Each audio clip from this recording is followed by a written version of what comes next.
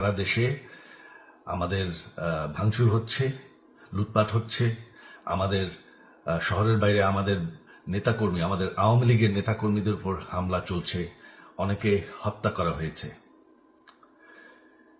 এই পরিস্থিতিতে আমি বলতে চাই, আওয়ামী লীগ হচ্ছে বাংলাদেশের সবথেকে পুরাতন গণতান্ত্রিক এবং সবথেকে বড় দল।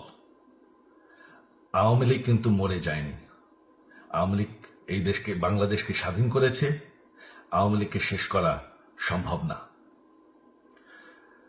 আমরা বলেছিলাম যে আমার পরিবার আর রাজনীতি করবে না, তবে আমাদের নেতাকর্মীর উপর যেভাবে হামলা হচ্ছে, এই পরিস্থিতিতে আমরা হাল ছেড়ে দিতে পারি না।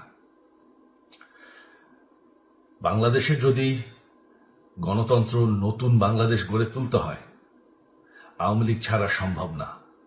আওয়ামী লীগ হচ্ছে সব থেকে বড় দল। আওয়ামী লীগ কোথাও যাবে না, আওয়ামী লীগ শেষ হয়ে যাবে না, আওয়ামী লীগকে শেষ করা সম্ভব না।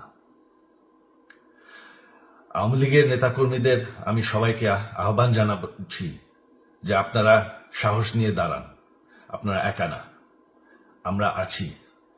বঙ্গবন্ধুর পরিবার কোথাও যায়নি, আমরা আপনাদের সাথে আছি।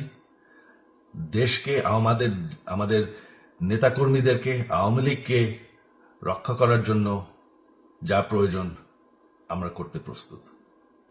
এই যে আমাদের বর্তমান যারাই আছে ক্ষমতায়, তাদেরকে আমি বলবো যে আমরাও একটি গণতান্ত্রিক, শৃঙ্খল, নিরাপদ বাংলাদেশ চাই, জঙ্গিবাদ মুক্ত।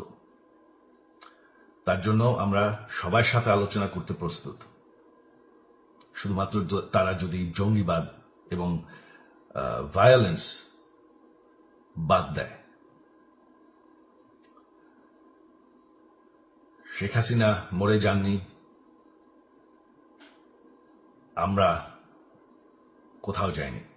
বাংলাদেশ আওয়ামী লীগ ছাড়া গণতন্ত্র, নির্বাচন সম্ভব না।